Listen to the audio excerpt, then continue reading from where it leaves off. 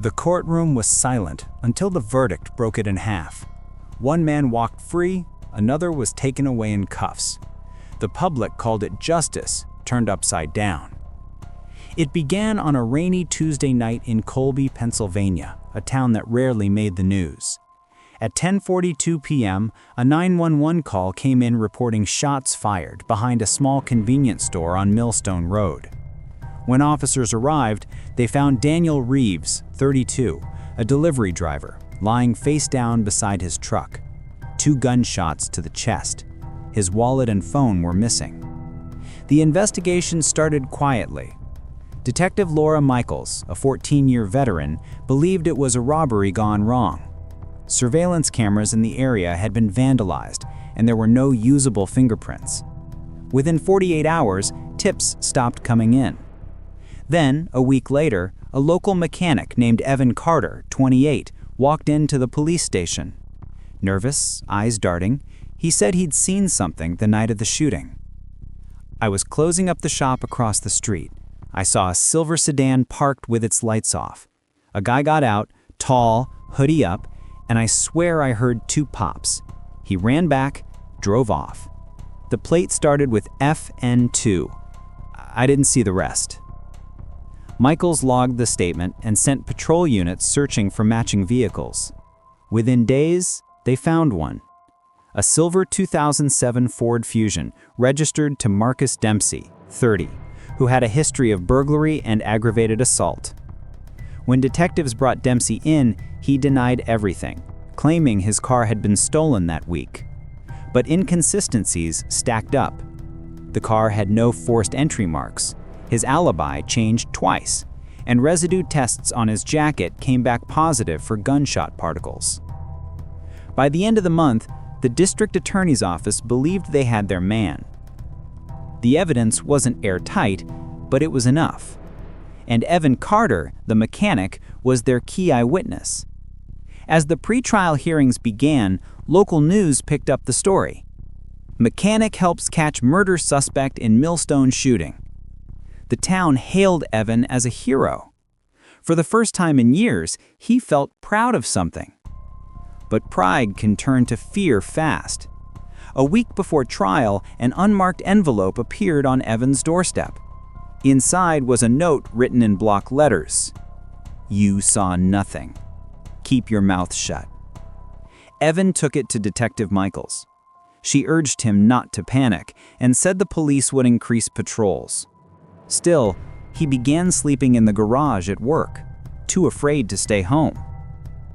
The trial of State versus Marcus Dempsey opened 6 months later in the Franklin County Courthouse. Judge Harold Walters presided. The prosecution's case relied heavily on Evan's eyewitness account and circumstantial evidence from Dempsey's car. During testimony, Evan's voice trembled but held steady. "I saw his face when he turned toward the streetlight. I'll never forget it." The defense attacked immediately. Dempsey's attorney, Richard Lowell, a seasoned trial lawyer, called Evan's credibility into question. He brought up an old DUI charge, hinted at financial trouble, and accused him of bargaining for attention. Lowell's closing argument turned the jury's mood. The state's case rests on one frightened man who saw a shadow through the rain. When the verdict came, the gallery gasped. "We, the jury, find the defendant, Marcus Dempsey, not guilty." Dempsey smirked, hugged his lawyer, and walked free. Evan sat frozen. Detective Michaels stared at the floor. Then, the DA's office did something no one expected. They charged Evan Carter with perjury and obstruction of justice, claiming he had lied under oath and misled the investigation. Within a week, the man who'd testified for justice was the one sitting in jail. It was the verdict that freed a killer and jailed the witness. The holding cell smelled of metal and bleach. Evan sat on the cold bench, staring at the scuffed floor, trying to understand how telling the truth had landed him behind bars. When he'd first walked into that police station months earlier, he believed in doing the right thing. Now, the same system was calling him a liar. The charge sheet listed perjury and obstruction of justice. Prosecutors claimed he had fabricated parts of his testimony to frame Marcus Dempsey. Their justification was simple. There was no other explanation for the jury's verdict. If the defendant was not guilty, then the witness must have lied. Detective Laura Michaels couldn't accept that. For her, Evan had always been consistent. Nervous, yes, but honest.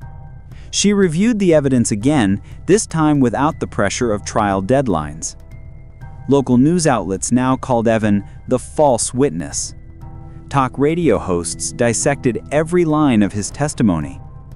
People whispered that he'd been trying to collect the reward money or that he had personal grudges. Within days, Evan's garage was vandalized. His tools were stolen. His name spray-painted on the walls in red, liar. Michaels visited him in the county jail 2 days after his arrest. She found him sitting at a metal table, hands clasped tight. "They're saying I made it all up," he said quietly. "But I didn't, detective. I swear to God I didn't." Michaels nodded. "I believe you, but the DA's office doesn't. They're using the verdict to clean their hands." Evans stared through the glass divider. Then the real killer's still out there. That sentence stuck with her long after she left the building. The case files had been marked closed after the verdict, but now she reopened them on her own time. If Dempsey wasn't guilty, who was? She started with the ballistics report. The bullets that killed Daniel Reeves came from a .38 revolver. Dempsey owned one, but it had never been recovered. Michaels requested the list of firearm registrations within a 10-mile radius of the crime scene. Among them was a name she barely recognized: Hank Mercer, a part-time security guard who had worked briefly with Dempsey 2 years prior. Mercer's record included petty theft and assault, but he'd never been charged with anything serious. Still, there was one thing that caught her attention. He drove a car identical to Dempsey's. Same model, same year, same color. When Michaels went to check his address, the apartment was empty. Neighbors said he'd left town the week after Dempsey's trial ended. That was more than coincidence. She filed a missing person alert on Mercer and began tracking his known associates. Meanwhile, Evan's world was collapsing. From jail, he watched as Dempsey appeared on local TV claiming vindication. "The system worked. I was an innocent man. That witness nearly destroyed my life." Evan's parents stopped visiting. They couldn't handle the attention. His lawyer advised him to take a plea, admit to giving false testimony, serve 6 months, and walk free. But Evan refused. "If I sign that paper, I'm saying the killer wins." Weeks later, Detective Michaels got her first lead. A pawn shop owner in Scranton reported that a man matching Mercer's description had sold him a .38 revolver days after the Reeves murder. The weapon was traced, and ballistic tests confirmed it. The bullets matched Dempsey's. Michaels brought the findings straight to the DA's office, but the response was cold. "The jury spoke," the assistant DA said flatly. "We can't retry a man found not guilty. And as for Carter, his lies still stand." She argued, but they dismissed her. If she pushed further, she risked her career. That night, she sat in her car outside the courthouse and watched reporters pack up their equipment. The lights faded, and the building stood in silence. If the system wouldn't reopen the file, she would work it quietly herself. She began with the trial transcript. Every question, every objection, every pause was there in black and white. The defense attorney, Richard Lowell, had skillfully shifted the focus from evidence to perception. He made the jury doubt the investigation, then the witness, and finally their own judgment. By the end, they weren't deciding whether Dempsey had killed Daniel Reeves. They were deciding whether the police could be trusted. Michaels highlighted the points that bothered her most. Several pieces of forensic evidence had never been entered because of, quote, procedural delays. The gunshot residue test on Dempsey's jacket had been mentioned briefly, then dismissed when the lab technician was mysteriously unavailable. And the camera near the scene, the one vandalized before the shooting, had been repaired 2 days after the crime, yet no one had checked for residual data on the drive. She called the tech unit. No record of a retrieval order. The hardware had been discarded months earlier. Every door she opened led to another that had been quietly locked. That weekend, she met Evan's public defender, Laura Chen, at a diner off the interstate. Chen looked exhausted. The perjury case was taking a toll. "They're treating him like he fabricated everything," she said, stirring cold coffee. "The DA wants a quick conviction. They can't afford to look wrong." Michaels slid a folder across the table. Copies of the ballistic match from the pawned gun and Mercer's employment record. "This man should have been questioned," she said. "Instead, they went after the one person who helped us." Chen flipped through the papers and sighed. "If this is real, it changes everything, but the judge won't allow new evidence unless the DA signs off." Neither of them believed that would happen. The following Monday, Michaels took personal leave. Officially, she was visiting family out of state. Unofficially, she was in Scranton, tracking Mercer's last known address from a rental agreement attached to the pawnshop sale. The landlord remembered him. Quiet, kept to himself, drove a silver Fusion with a dented bumper. Moved out the day after the Dempsey verdict.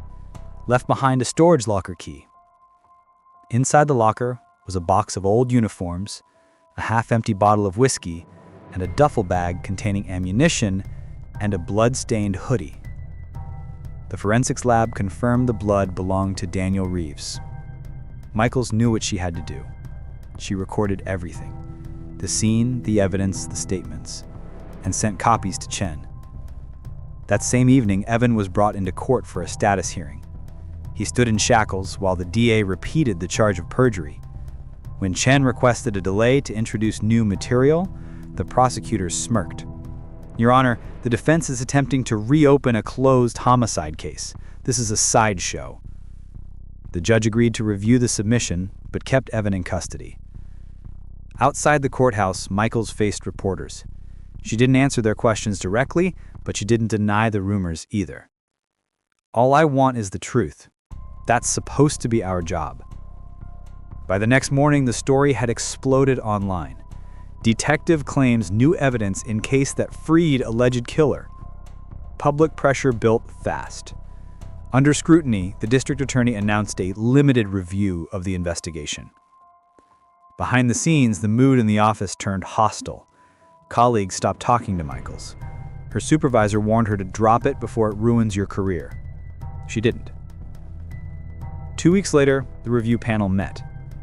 Michaels presented the recovered gun and Mercer's DNA match. The DA tried to downplay it, but the facts were now public. When reporters confronted him, he insisted the system sometimes makes hard choices. For Evan, those choices meant another month behind bars, waiting while politics determined his fate. Late one evening, Chen called Michaels. Her voice was tight. "They're moving to dismiss the perjury charge. Quietly. No apology, no statement."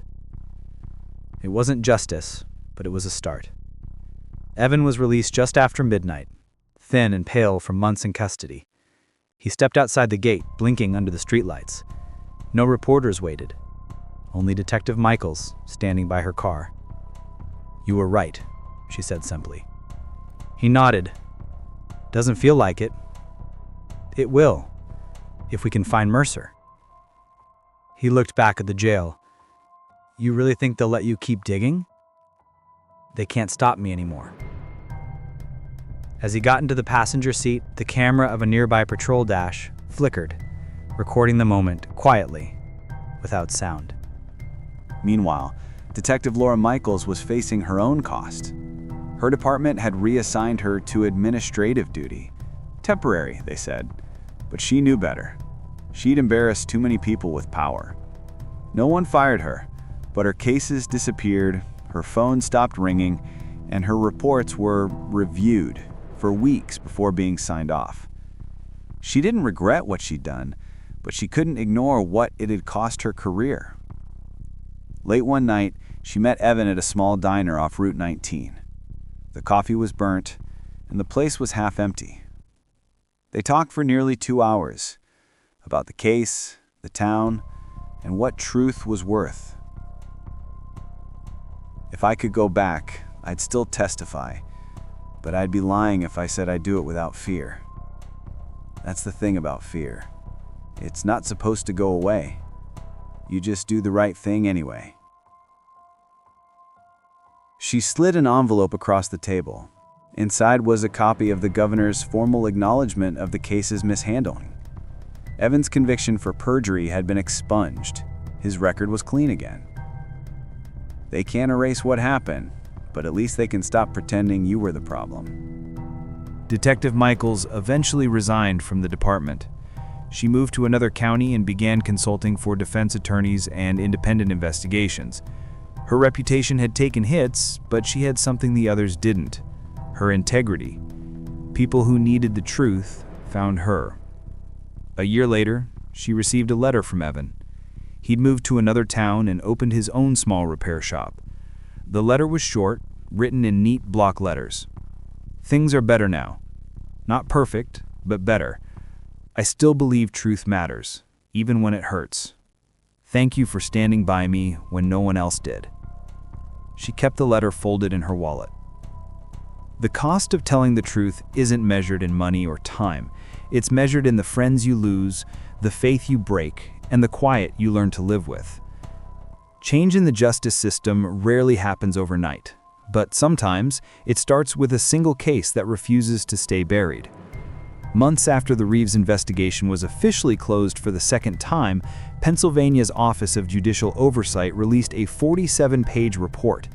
It detailed procedural misconduct, missing evidence, and pressure to secure quick verdicts in homicide prosecutions. Though it didn't name names, everyone in Colby knew which case had forced the review. The findings reached the state capitol.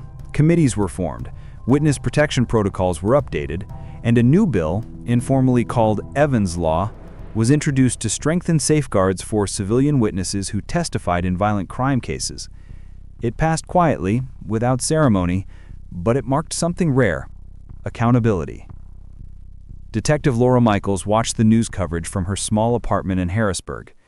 She had no badge anymore, but for the first time in years, she didn't feel the loss. She'd seen what the badge could and couldn't protect. This change felt like something closer to justice. That evening, her phone buzzed with an unknown number. It was Evan. He'd seen the report too. "You think it'll really change anything?" he asked. "Maybe not for everyone, but for the next person who tells the truth, it might." They didn't talk long. The line went quiet for a while before he said, "Guess we finally won, huh?" "In a way," she replied. When the call ended, Michaels sat in silence, the television still playing in the background. The case of Daniel Reeves didn't end with an arrest or a conviction. It ended with a question: how many truths have been silenced because the system refused to listen? The answer will never be exact, but because one man refused to stay quiet and one detective refused to look away, at least one story didn't disappear. If you believe stories like this deserve to be told, subscribe and turn on notifications. We share real cases that expose the human cost of justice and the people who fight to make it right.